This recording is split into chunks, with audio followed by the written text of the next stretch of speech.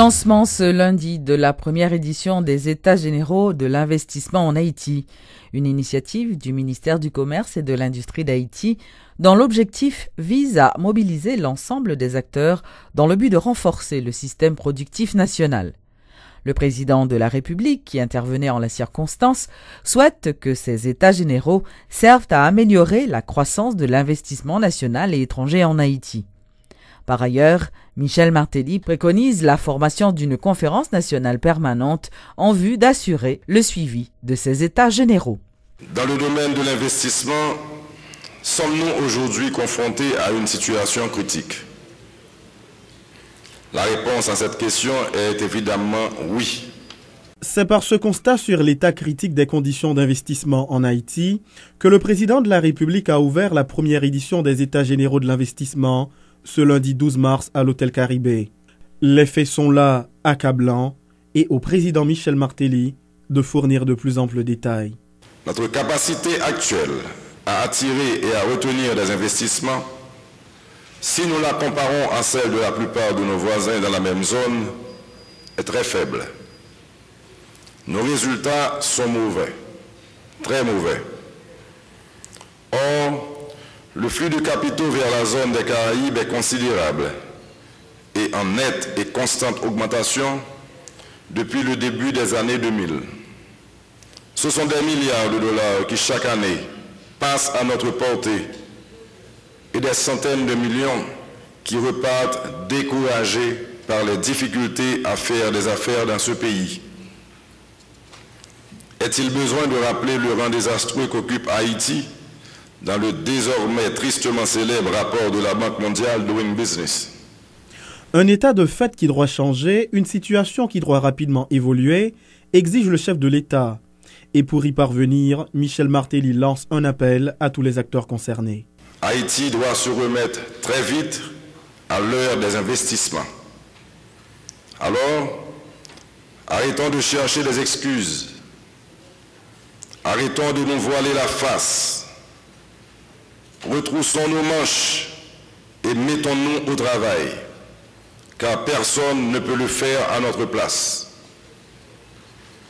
D'autres pays l'ont fait avant nous, comme par exemple le Libéria qui a réussi à attirer 17 milliards de dollars d'investissement en 6 ans. La Jamaïque, pour une population 3 fois inférieure à la nôtre, en capte 7 milliards. Et la République dominicaine, le double pour une taille de population similaire. Nous aussi, nous devons, nous voulons et nous pouvons le faire.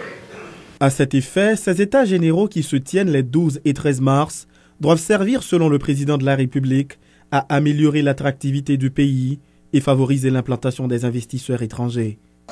Je souhaite donc que ces États généraux soient l'occasion pour toutes les parties prenantes de confronter leurs points de vue, d'échanger sur leur expérience, de proposer des analyses, de repérer les difficultés, d'identifier les obstacles, de partager les diagnostics et finalement de formuler des propositions susceptibles d'améliorer concrètement les conditions d'attraction et d'implantation des investisseurs, les questions de l'organisation de nos institutions publiques ou privées, mais aussi celles relatives à nos manques, à nos dysfonctionnements, à nos blocages, aux pesanteurs de notre bureaucratie, à nos préjugés, à nos erreurs et même à nos fautes et à nos fléaux sociaux, devront être abordés au cours de ces journées sans aucun tabou. C'est d'ailleurs un point sur lequel je tiens à insister, sans aucun tabou, car nos objectifs sont très ambitieux, même s'ils sont justifiés. Haïti doit devenir une terre d'élection pour les investisseurs étrangers, une terre d'asile pour la productivité du capital, une réussite économique exemplaire pour les autres nations. Ce sont les vœux exprimés par le président Martelly. Signalons qu'à l'ouverture du Forum des États généraux de l'investissement en Haïti, le ministre du Commerce et de l'Industrie, Wilson Lallo, a fait part de ses préoccupations concernant le gaspillage des ressources en Haïti. Juste après avoir participé au lancement des États généraux, le chef de l'État s'est rendu au quartier général du corps d'intervention et de maintien d'ordre. Il voulait s'enquérir de l'état de fonctionnement de cette unité spécialisée de la PNH. Le président promet d'entreprendre des démarches nécessaires afin d'améliorer les conditions de vie de ses policiers. Nous avons pas nous mentir. Dit que nous avons police et puis police n'a pas moyen pour fonctionner. Nous avons pas nous mentir. Dit que nous avons police, des fois nous voulons manger.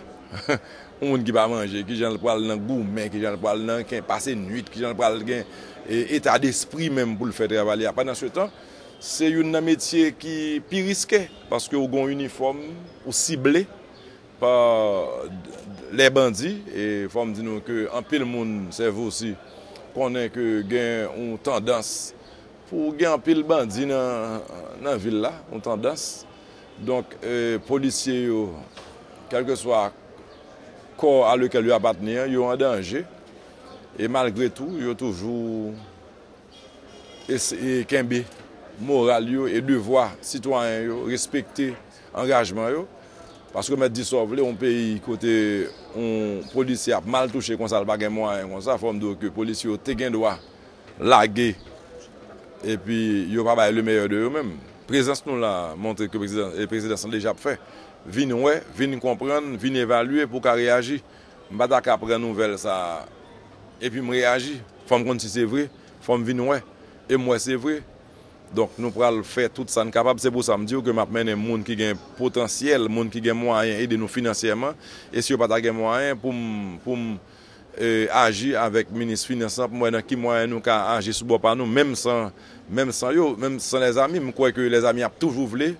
C'est capable, si il y a moyen dans l'immédiat de venir en aide et à la police là, mais je crois que volonté en l'âme, je crois que il faut qu'a fait. Le ministre de la Justice, Michel Pierre-Brunache, pourrait éventuellement solliciter la levée de l'immunité des sénateurs Steven Benoît et Joseph Lambert dans le cadre d'une enquête sur les incidents de vendredi dernier. Il avait annoncé que le commissaire du gouvernement allait écrire au président du Sénat afin de lui demander de mettre à sa disposition ces deux parlementaires.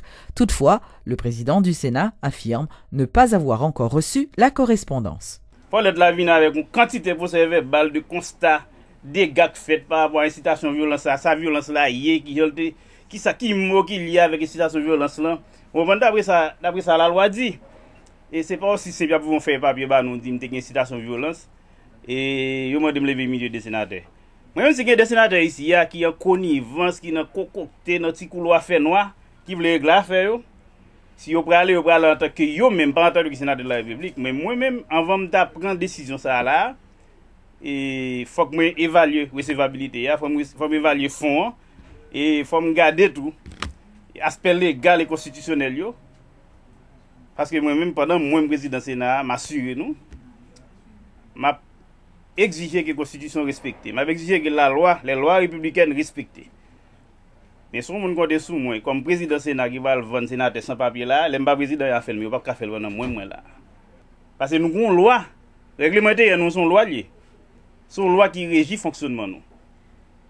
Donc, ça parle de M. Zao là, loi qui est appliquée contre déjà en conférence président, nous prenons décision sur la question ça déjà. Ça veut dire que la loi va pas appliquer deux fois contre le même monde. Nous faisons rappel à l'ordre. Nous prenons décision, nous faisons rappel à l'ordre pour des M. Zao déjà. Et tu as 7 langages. Mais pas de citation, pas de citation à la violence pour autant. C'est en confiance du président. En confiance du président, oui.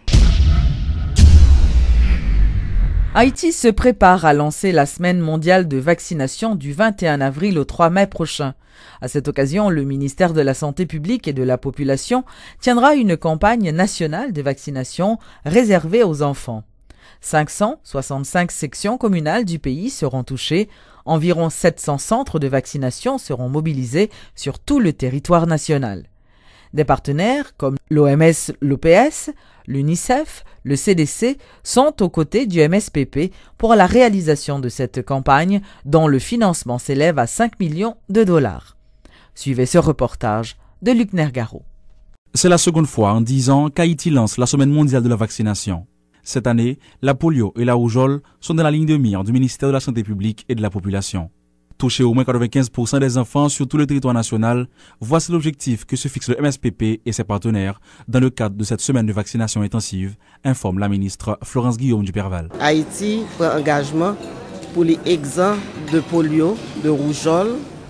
Donc pour Haïti exempt de polio, de rougeole, c'est pour un qui peut sortir dans le ciel cap tomber, c'est Timounio pour nous chercher, pour nous vacciner. Troisième bagaille, c'est vrai que nous prenons des engagements, mais c'est vrai tout le n'a regardé dans la rue, nous-mêmes qui pas docteur, nous avons un pile de monde qui s'entaré les timoun kokobé. Et nous pensons que qu'on y a les grands temps pour nous sentir que quelque part intérieurement nous sommes coupables. Parce que si nous sommes kokobé, c'est parce que notre travail nous pas fait. Alors si nous sommes vaccinés, mes amis, 2 gouttes dans la bouche, t'as pas empêché timoun nan kokobé. Une grande campagne de vaccination en 2 parties, explique Florence Duperval.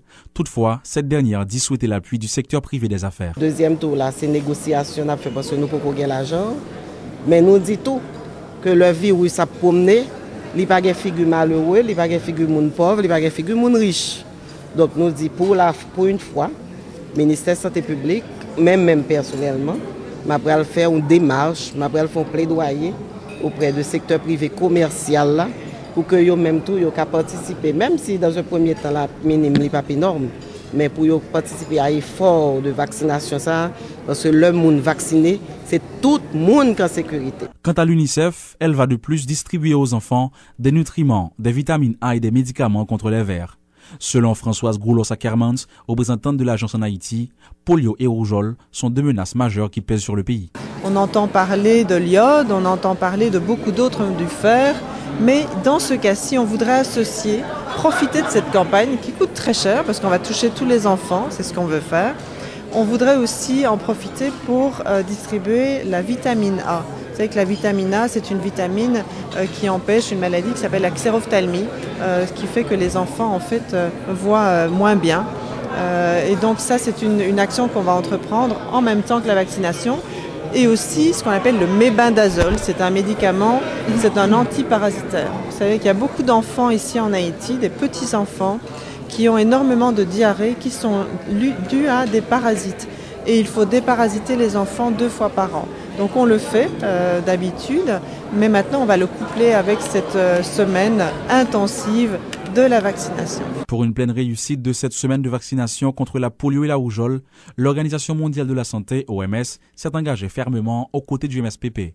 Le docteur Socorro Gross, sous-directrice de l'OPS, dit souhaiter que la mortalité infantile en Haïti diminue. Notons que des responsables de la santé de plusieurs pays seront présents en Haïti à l'occasion du lancement de cette semaine de vaccination, notamment ceux des États-Unis et de la République dominicaine.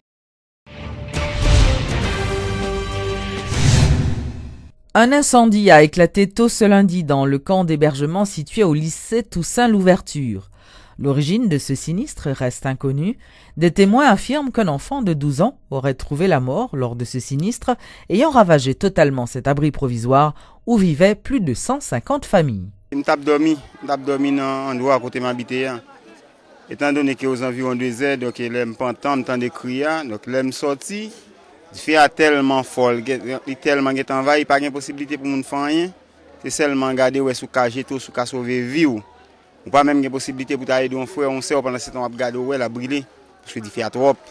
Et jusqu'à maintenant pas gon puce qui a identifié nous qui côté il fait à sortir, comment le produit et comment ça fait arriver.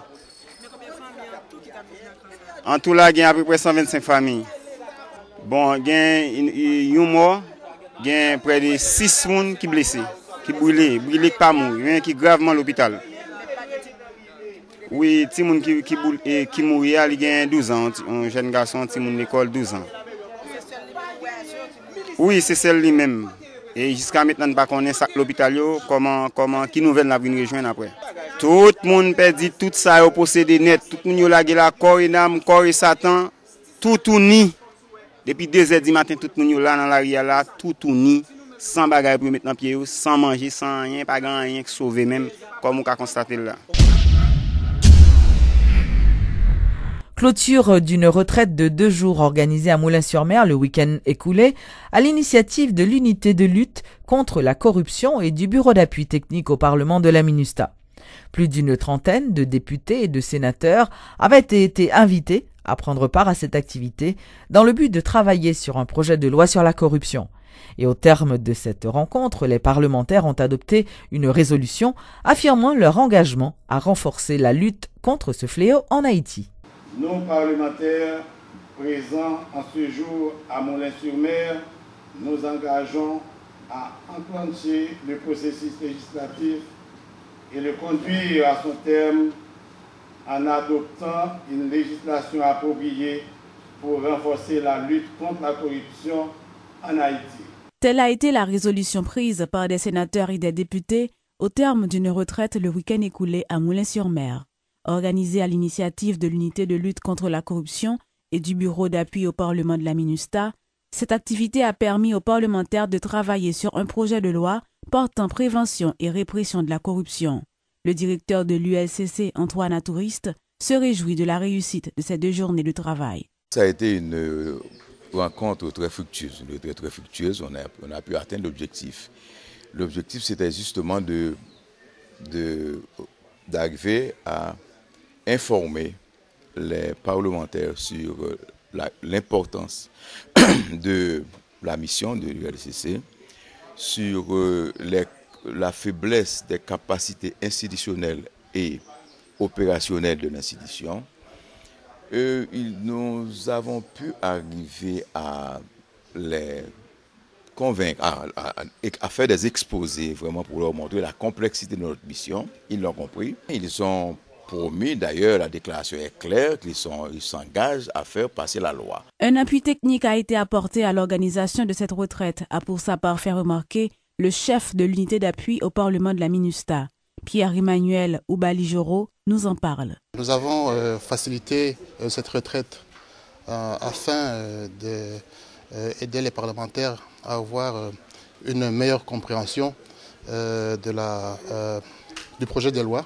Et nous avons fourni aussi une expertise de la MINUSTAH, de la section justice de la MINUSTAH. Et je pense que c'est un processus qui va continuer. Nous allons continuer à fournir notre appui technique. C'est un processus qui va se déclencher. De son côté, le sénateur Yuri Latortue, président de la commission justice et sécurité du Gancor, salue cette initiative qui, selon lui, s'inscrit dans le cadre d'une réforme. Cependant, le parlementaire va plus loin dans ses réflexions. À part ce projet de loi que nous devons nous y mettre pour augmenter le cadre légal, il nous faut encore autre chose au Parlement. Puisque constitutionnellement, nous avons le rôle de voter les lois, mais aussi nous avons le rôle de contrôle. Et ce contrôle, nous l'exerçons sur l'action gouvernementale et nous l'exerçons à travers la Cour supérieure des comptes. Notons que ce projet de loi a été élaboré par l'unité de lutte contre la corruption en 1998 et a été déposé au Parlement par l'exécutif depuis la 48e législature. Pour des raisons inconnues, aucun suivi n'a été fait du document. Ce dimanche, avec cette affirmation des parlementaires, ce texte de loi leur sera soumis à nouveau en vue de son approbation. Il suffit d'attendre.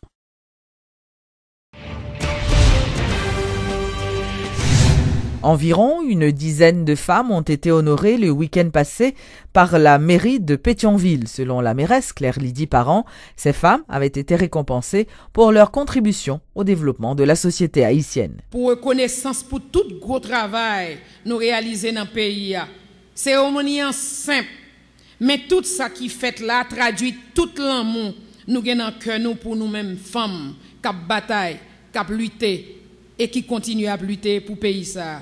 M'a dit nous mesdames, kembe là, continuez bataille là. Gen pile yeux qui suivent nous, qui comprennent nous, qui apprécient nous et en pile dans nous, c'est modèle pour un pile l'autre monde. Nous pas ta comprendre ça. Mesdames, nous même qui bail exemple, nous mettez connaissance nous, force courage nous pour développement Pétionville avec pays a chapeau bas pour nous. Pétionville a toujours gagné nous reconnaissance et l'histoire a kembe nous comme moun qui te pote roche pal dans reconstruction tout neuf pays ça.